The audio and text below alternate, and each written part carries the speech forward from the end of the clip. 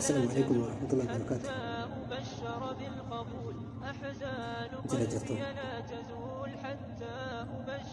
عندك سنة بقنا جراتني قرأ دام سكينة تبدأ برندرتي يوتيوب كنا سبسكرايب لايك شير وجو كنا رحمنا تسمس كومنتي ببريد تنا جلت يكنو بريستا الدين كبا أيه قرأ دام سكينة تبدأ دام سكينة كنا أنا تقول جرا مسكين عربين ينقبو namni kun dalagaa kanarraa malaamaltummaa kanaan dalagaa kanarraa baasanii achi deemee bakka birootti dalagoo deemee dalagoon dhabee maallaqni illee wanni qara waa harkaa qabu harkaa dhumattee waanuma nyaatee dhuguun illee dhabe waan nyaatee dhuguun illee dhabee akkasumattuu deemee beelli baay'ee tokko miidhee jira nama kana. Nama wayii kararra argee abbaa qabeenyaatti fakkaatan jechi abbaa qabeenyaatti garuu itti siiqee uffata gaarii uffatee saalfataatu mucaan kun itti siiqee yaaboo nan beelaa'ee mee waanuma wayii nyaadhu wayii naa kennin jedhee jennaaniin ittiyee deema sii jedheen waan jibbu keessa nama akka sii miskiina kanneen jibbaati qaraa osoo sin dhayna sii deemte waan hin deemte inni ofirraa ari'ee mucaan deemee lubbuu fi waa dabalchisiise osoon beelaan illee du'ee jiraadhe beelaan gamale amma booddee nama waan gaafa dheedhee lubbuu fi waa dabalchisiise achi booda deemee bakka bulullee dhabee akkasumatti bakki qoshashaatti darba wayii argatee qoshashama san keessa ciise rafa halkan keessa osoo dhuma inni rafu beela ofiitii waa takka wanyaan waan dhoofne osoo inni rafu namni wayii nama haga lama akkana ingaa itti dhufanii ka'ee boo jedhanii maali gaa waa nyaachuun barbaaddu waa dhuguun barbaaddu firaasha gaarii irra ciisuun barbaaddu ka'iin jedhanii hin ka'e hin deeme fuudhanii hogguu geessan hooqii guddaa tokko keessa fidan achi keessa inni jira beektan waan isin ajaa'ibu namicha inni nyaata gaafatee birrii waan ittiin nyaatu gaafatee ofirraa ari'eessan amma namichi dafaati mana fincaanii keessaa shaaworii haa galu natti fida uffata irraa jijjiira na fida jedhee shaaworii galee uffata jijjiiratee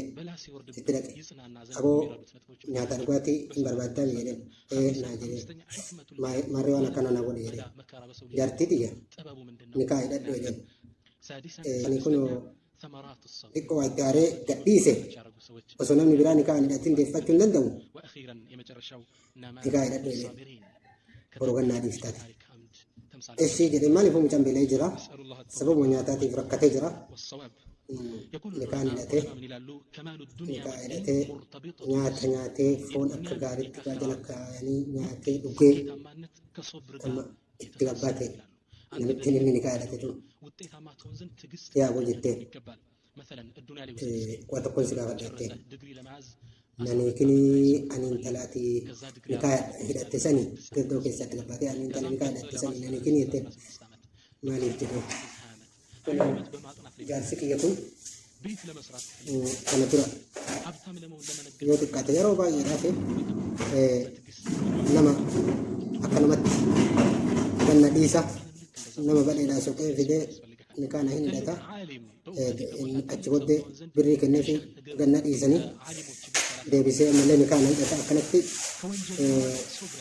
nikaa rabbiitiin illee taphataa jira ati garuu nama rabbi sodaatu fakkaata ganna dhiisinii qabeenya amma ati argitu kun kiyyaa kanaafuu tana dura jechuudha jaarsi narraa du'ee namichi kun na fuudhe saniifuu qabeenyi kun qara jaarsa duraati qabeenyi kun kiyyaa akka barbaaddetti qabeenya kana keessa illee jiraatte anaa wajjin illee jiraatta gannan dhiisii jedheen ishii jedheni halkan akka gaarii waliin bulanii ganama namichi abbaan qabeenya akka duraa sanitti dhufee haya jaartii gannaa dhiisi ka'i deemii maallaqa illee fudhadhu jedheen aboo an jaartii gadi dhiisu jaartiin tiyyaa'ii jedheen akkam gadi dhiisu jennaaniin akkana jedheen amma yoo ati asii hin deemne taate ساعتي أماتتي hojjettoota kanas ajajee akka sareedha lafarraa darkiftee si baafti moo si baataa jire aaraa gubataa waan ta'u wallaalee hin deeme hoggiin irbiraa achi garagale mee garagalii jedhe na beekee jedhe sin beekne jedhe ani bar si dhufee anaa beela'ee waan ta'u wallaalee si dhufee nyaata si gaafannaaniin si dhayamoo asii deemta jettee na iyyite sanii jedhe kanaafuu ati jecha rasuula rabbiillee dagattee sallallahu alaihi wasallam nama boonni qalbii isaa keessa haga misqaala zarraa jirtu kan jedhan sanis hin dagattee jannata seenu kan jedhan sanillee hin dagattee saniifuu rabbi akkana si godhe kanaafuu amma narraa deemi jedheeni akkasitti namni sun miskiinni suni qabeenya inni kaleessa itti boone san kaan rabbi keessa baase kaan itti galchee kanaafuu inshallah haasaa kiyya kana isin fayyada jedheetti yaada wanni kun waa hedduu irraa baratanii mee boonni waan itti nama geessu argitanii akkasitti naa jiraadha isin jaaladha warroonni youtube kana subscribe like sharing godhin akka maatii naa taatan kabajaadhaan isin gaafadha naa jiraadha isin jaaladha isinin jedha ما كسبت أيديكم ويعفو عن كثير وما